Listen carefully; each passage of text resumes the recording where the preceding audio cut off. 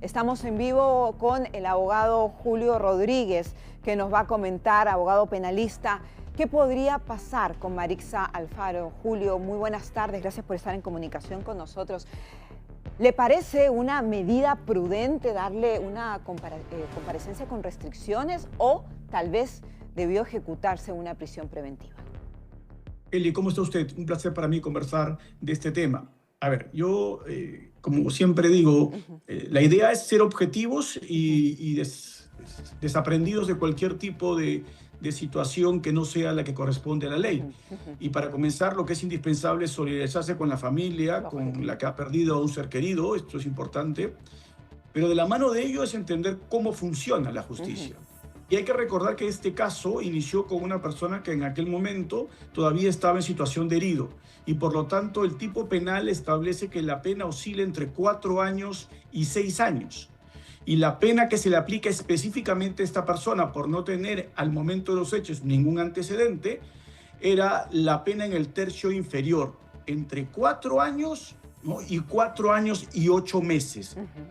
El requisito para una prisión preventiva es que la pena supere los 5.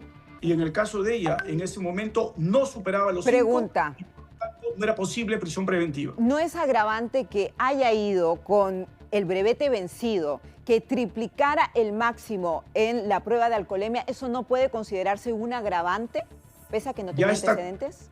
Ya está considerado eso en el delito que le he mencionado. El delito de lesiones imprudentes tiene varias modalidades. La modalidad más agravada, que es la que le aplican a ella, es cuando la persona vulnera las reglas técnicas de conducción o está bajo el estado de ebriedad. Por lo tanto, se le aplica esa modalidad ya. Y esa es la pena que le correspondía. El escenario ahora cambió porque lamentablemente este trabajador perdió la vida. ¿Se podría volver a dar este tema? Tal vez la Fiscalía podría solicitar una prisión preliminar o preventiva. ¿Esa figura es posible? Buena pregunta que hace usted, Eli, porque yo ya declaré, si no me equivoco, también para ustedes el día que sucedió la noticia de que lamentablemente esta persona había fallecido. Y yo claramente expliqué que ahora la pena ya no iba a ser una pena de 4 a 6 como rango, sino de 4 a 8. Y por lo tanto, el tercio inferior, una vez que el fiscal adecúe el delito que le imputa, que ahora será homicidio imprudente agravado, el rango será entre 4 años y 5 años y 4 meses. Y efectivamente, al día siguiente, el fiscal en la mañana adecuó la solicitud al juez diciéndole que era este delito y el rango de pena. Pero mire, lo que sucedió en este caso, a diferencia de todos los que usted ha mostrado anteriormente, es que este caso se ha tramitado por lo que se denomina el procedimiento inmediato o proceso inmediato. En este tipo de procedimientos se acortan los plazos. ¿Por qué razón? Porque se entiende que ya no hay nada más que investigar. Yo tengo un video contundente, elocuente. Tengo las pruebas, obviamente, tengo las pruebas de alcoholemia, tengo el certificado de medicina legal. Lo único que falta acá es agregar la necropsia de ley. Sí, Julio. Y con eso no hay mayor prueba que actuar. Pero también no nos olvidemos que habría un agravante adicional, que el parte policial tuvo otra información que no era la real, porque los policías indicaron que este trabajador se había caído del techo del inmueble que él resguardaba. Información falsa y que no tenía nada que ver con el accidente que quedó reflejado en las cámaras de seguridad. Eso también es un agravante, se debe investigar. ¿Se puede cerrar el proceso con ese antecedente? Que ese es un hecho totalmente distinto al resultado muerte que sucedió lamentablemente. Eso yo entiendo que ya el comandante general, de manera muy célere, el general Arriola, ya ordenó una investigación. Y esta investigación se está llevando a cabo para verificar si esta conclusión que se coloca en el documento policial es pues un error o se trata de algo que tenga irregularidad que merece no solo investigarse, sino eventualmente sancionarse. Pero eso no tiene nada que ver con este proceso estrictamente, es aparte. Se puede abrir otro en paralelo. Acá lo único que se va a debatir es el resultado muerte que ya se conoce. Y por lo tanto el rango de pena es de 4 años a 5 años 4 meses. En ese orden de ideas, el proceso inmediato ya tomó la decisión, el juez, de darle comparecencia con restricciones. La pregunta que uno tiene que hacerse es, en este sentido, El cambio del delito no significa un comportamiento de ella posterior. Es el resultado de lo que sucedió. Ella ha hecho algo para que se entienda que representa un peligro para el proceso o de fuga, no de entorpecimiento, como usted comprenderá, ya todas las pruebas están aseguradas. El único peligro discutible es si ella se puede fugar o no. Ajá. Y si dentro del periodo en que le dieron la comparecencia con restricciones y el momento en que cambia la situación legal, ella ha vulnerado las reglas que le ordenó el juzgador. Solo allí la situación puede variar. O sea, se podría considerar una prisión preventiva o detención preliminar. ¿La Fiscalía podría decir o argumentar este peligro de fuga, esa hipótesis o esa figura sería viable? No, y me pregunte usted, sí. Preliminar ya no cabe, ya, okay. Porque ya estamos en proceso inmediato. Okay. Lo único que podría eventualmente caber es prisión preventiva, podría. Ahora le voy a explicar por qué no tiene mayor sentido. Pero si representa un peligro de fuga, tiene que ser con un dato objetivo. A ella le han dado reglas de comportamiento. ¿Ha incumplido las reglas? Hay un dato objetivo que diga no ha cumplido lo que el juez ordenó.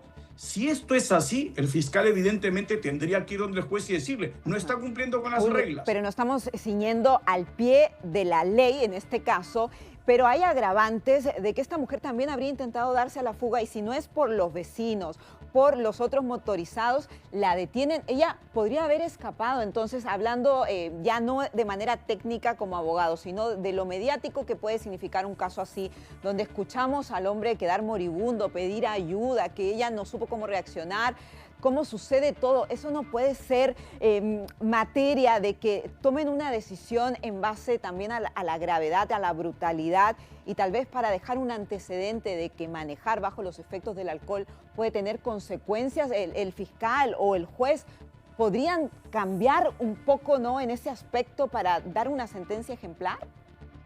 No pueden cambiar los hechos. Ella no se fue. ¿Se podría haber ido? Eso es hipótesis. El juez resuelve de acuerdo a lo que tiene en la mesa. No puede especular de lo que podría haber pasado. Tiene que resolver respecto a lo que sucedió. Tuvieron que interceptarla. Bueno, eso se ve en el video, no es que ella se quedó ahí para apoyar. Pero más allá de eso, la pregunta es simple. ¿Se fue o no se fue? No se fue, se quedó. O sea, basándose en los hechos.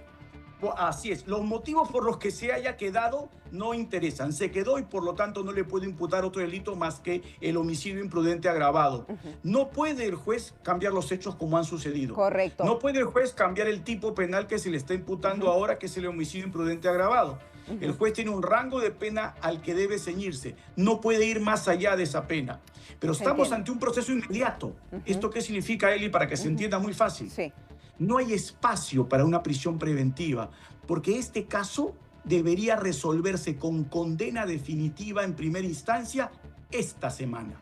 Esto es lo que manda el proceso inmediato. Una audiencia para que se adecúe el delito, ahora homicidio imprudente agravado.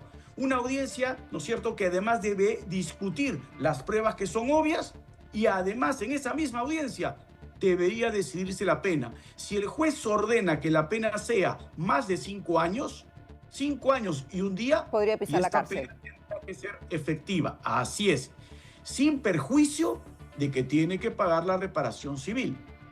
¿No? Que esto es otro detalle importante porque Julio, si yo la mando a una persona a un procedimiento que no es este y pido prisión preventiva, los afectados directamente van a ser los deudos, porque la persona hasta que no concluya con sentencia no va a pagar ninguna reparación.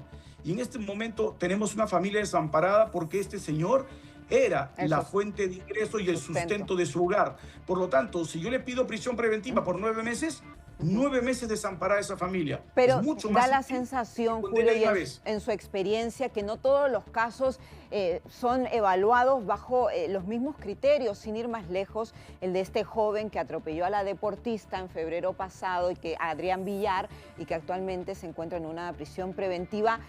Podríamos decir, bueno, él ni siquiera, según la información preliminar, no iba bajo los efectos del alcohol, habrá sido un descuido con el celular, no se sabe, pero ¿por qué él sí en detención preventiva y esta mujer en comparecencia con restricciones? Es el cuestionamiento que nos hacemos los ciudadanos comunes, que no manejamos la Constitución y la ley al pie de la norma, para que todos podamos comprender, Julio, cómo sería esa diferencia, a qué se debe. Primera gran diferencia. En este caso solo hay un delito. En el caso de Villar hay 3.